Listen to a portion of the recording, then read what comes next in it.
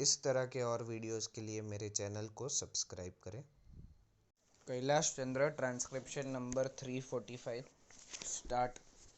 Mr. Chairman, I readily concede the Finance Minister's claim that as he was till recently the Minister of Commerce and Industry, he knows much more about the subject of the bill before us than any of us. As for the distinguished friend who sits behind him, and who knew more of this subject than he himself did, he has virtually expressed his opinion in the few interruptions that he made when my honorable friend was speaking. I am not going to cross swords with the finance minister, but I want information on 2 or 3 points. He pointed out the reasons for the increase in the price of cloth.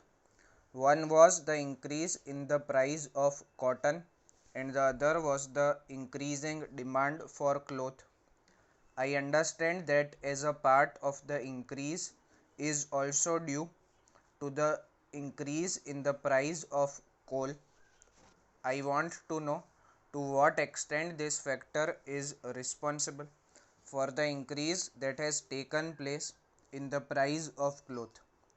It may not be sufficient to account for the actual rise, but we should know to what extent coal is responsible for the upward trend in the price of cloth. Sir, the finance minister seems to think that the only permanent remedy for the existing state of things is additional production of cloth. But as this production cannot be brought about quickly, it was necessary to devise some method which would be of immediate effect and would help partly in controlling inflation and partly in mopping up a part of the profits that would otherwise go to the cloth dealers. To what extent the excise duty will be passed on to the consumer, I do not think anybody can say with certainty. I made some enquiry about the price of cloth when the discussion on the present bill was going on in the Lok Sabha, and I understood that it had not affected the bazaar in any way. It is quite possible, however, that in a week or two we may get more disquieting information. We may find that the price of cloth is beginning to go up further, which would be a proof of the fact that the price was being passed on to the consumer.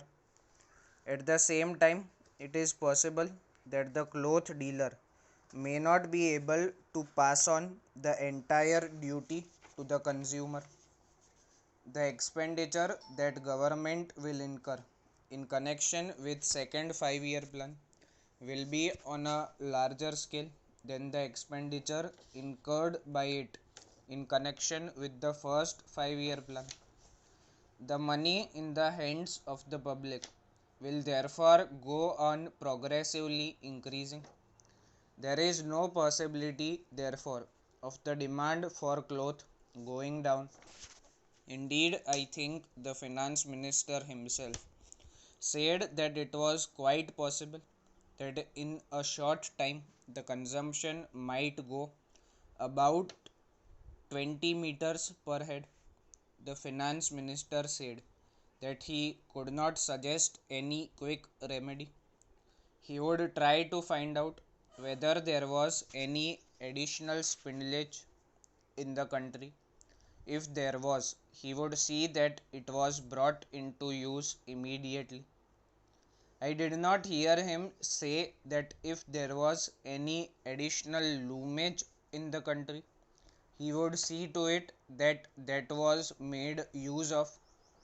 But I trust that what he meant was that if there was any additional spindlage or additional loomage, it would be made the fullest use of. He also said that as regards new spindles and new looms, it would take from 12 to 18 months to get them. I remember, sir, that when Sri T.T. Krishnamachari dealt with this matter as Minister of Commerce and Industry, he made the announcement that the mills would be allowed to increase their production of cloth, so far as I remember, by 200 million meters only, and that this cloth that he referred to, on pain of some punishment, could not be used inside the country but would have to be used entirely for export. If any mill owner sold his cloth in the country itself, he would be subject to certain penalties.